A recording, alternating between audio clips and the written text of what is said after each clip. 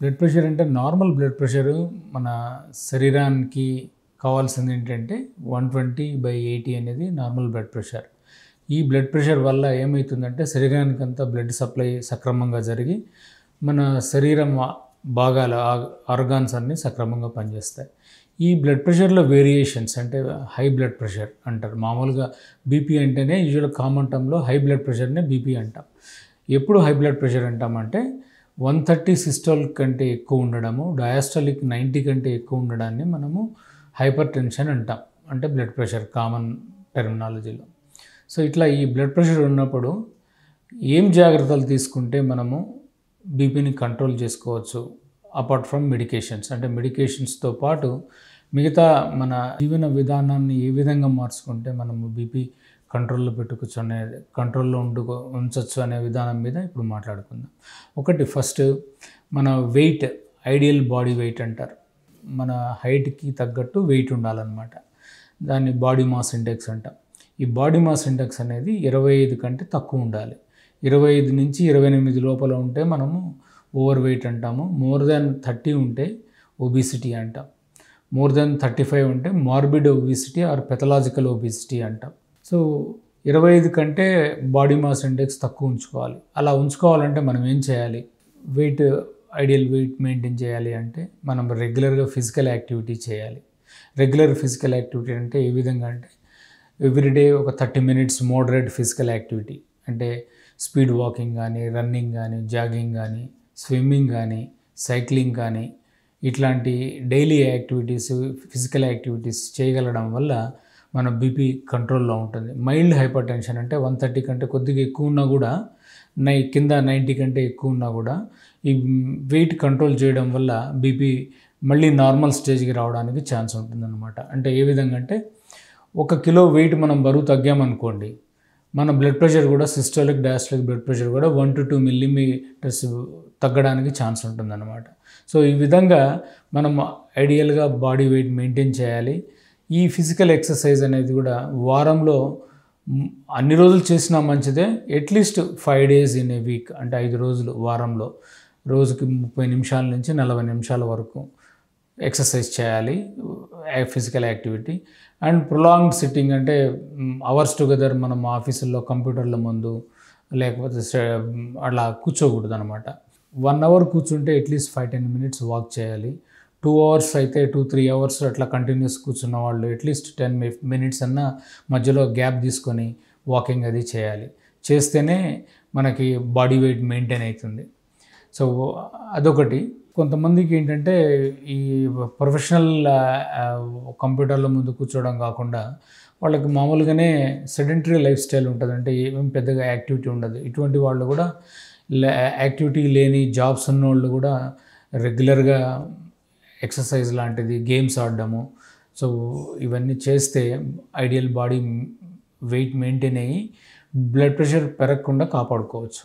అలాగే కొద్దిగా మందికి బీపీ నార్మల్ కంటే ఎక్కువ ఉన్నా కూడా అదే నార్మల్ అవ్వడానికి ఎక్కువ ఛాన్సెస్ ఉంటాయి.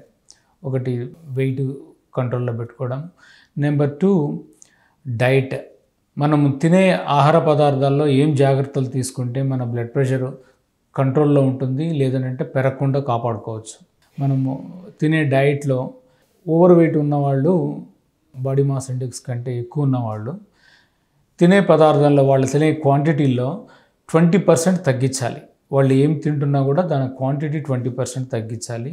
ఆ తినే ఆహారంలో కూడా whole grains, fruits, legumes, dry fruits, potassium ఎక్కువ ఉండే డైట్, సోడియం తక్కువ ఉండే డైట్ తీసుకోవాలి. సో ఇది కొన్ని స్టడీస్లో కూడా ప్రూవ్ చేశారన్నమాట. ఈ స్పెసిఫిక్ డైట్ ఫ్రూట్స్ ఎక్కువ తీసుకోవడము, హోల్ గ్రెయిన్స్, పొటాషియం ఎక్కువ తీసుకోవడము, దీన్ని ఏమంటారంటే డాష్ డైట్ అంటారు, ఇంకొకటి మెడిటరేనియన్ డైట్ అంటారు.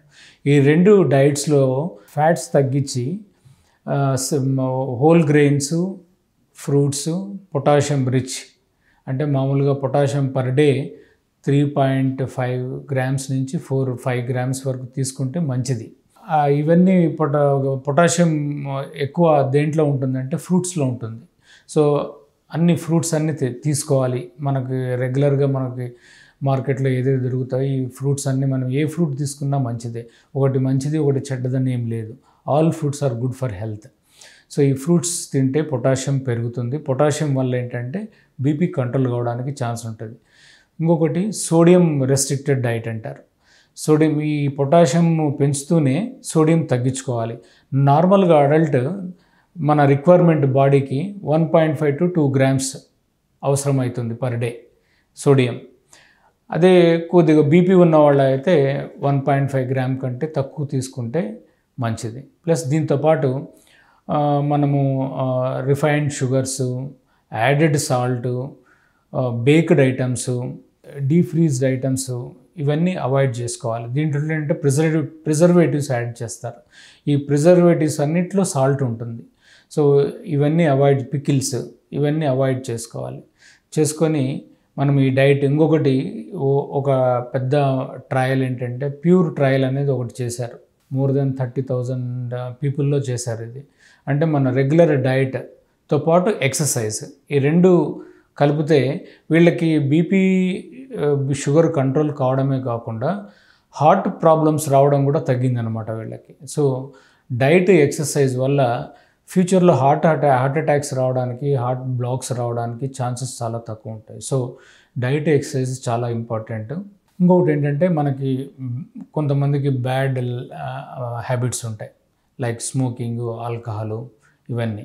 సో స్మోకింగ్ అనేది అవాయిడ్ చేయాలి, కంప్లీట్గా స్టాప్ చేయాలి. స్మోకింగ్ వల్ల ఏమవుతుందనంటే హార్ట్ రేట్ పెరుగుతుంది, స్ట్రెస్ హార్మోన్స్ పెరుగుతాయి.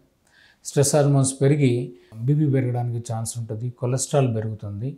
దానివల్ల లాంగ్ టర్మ్లో బీపీ పెరగడానికి, ఈవెన్ స్మోకర్స్లో ఎర్లీగా హార్ట్ అటాక్స్ రావడానికి ఛాన్సెస్ ఎక్కువ ఉంటాయి. సో స్మోకింగ్ కంప్లీట్గా అవాయిడ్ చేయాలి. ఇంకొకటి ఆల్కహాల్ అనేది యాక్చువల్గా any sort of alcohol is bad for health. Any quantity of alcohol or any type of alcohol. అంటే మనం ఇప్పుడు చూసుకుంటే విస్కీ అంటాము, బీర్ అంటాము, వైన్ అంటాము. ఇటువంటి వాటిల్లో కొద్దిగా క్వాంటిటీస్లో కొద్దిగా మితంగా తీసుకుంటే, అంటే ఏ విధంగా అంటే కాన్సన్ట్రేటెడ్ స్పిరిట్స్ అంటే విస్కీ ఇట్లాంటి అంటే 80% ఆల్కహాల్ ఉన్న water drinks less than 40 ml కంటే ఎక్కువ తీసుకోకూడదు పర్ డే. అదే వైన్ అయితే 150 ml, బీర్ అయితే 350 to 500 ml వరకు తీసుకోవచ్చు పర్ డే.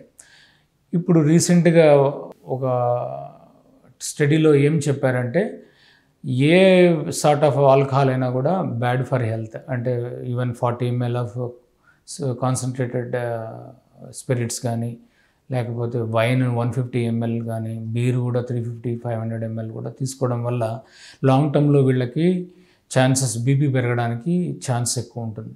సో అటువంటి దీన్ని టెస్ట్ చేసి ఓన్లీ వైన్ ఒకటే 100 ml కంటే, red wine per day 100 ml కంటే తక్కువ తీసుకుంటే వీళ్ళల్లో బ్లడ్ ప్రెషర్ రాకుండా ప్లస్ హార్ట్ ప్రాబ్లమ్స్ రాకుండా ఉంటాయని మన లేటెస్ట్ స్టడీస్లో బయటపడింది. సో ఆల్కహాల్ అనేది అవాయిడ్ చేస్తే మంచిది.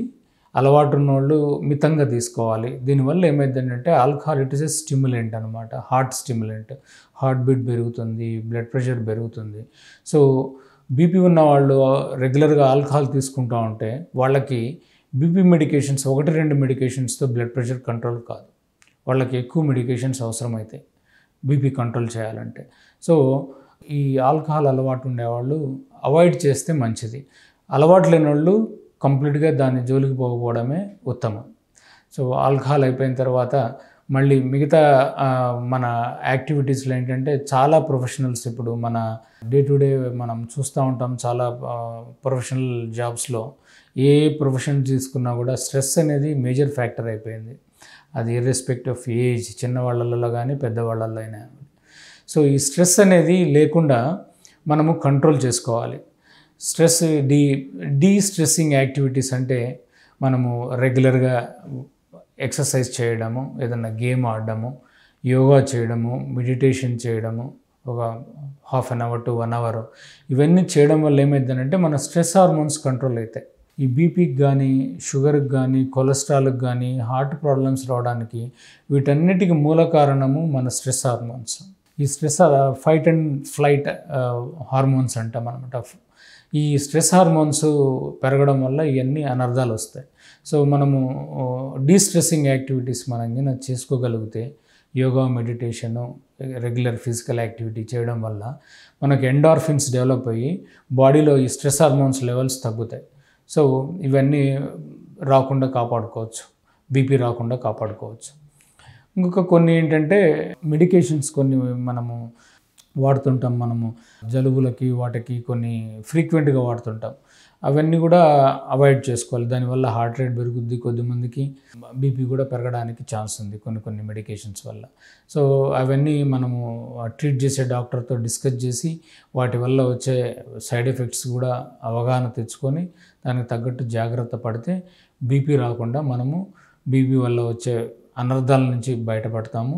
దానివల్ల మేజర్ కార్డియాక్ ప్రాబ్లమ్స్ రాకుండా జాగ్రత్త పడవచ్చు.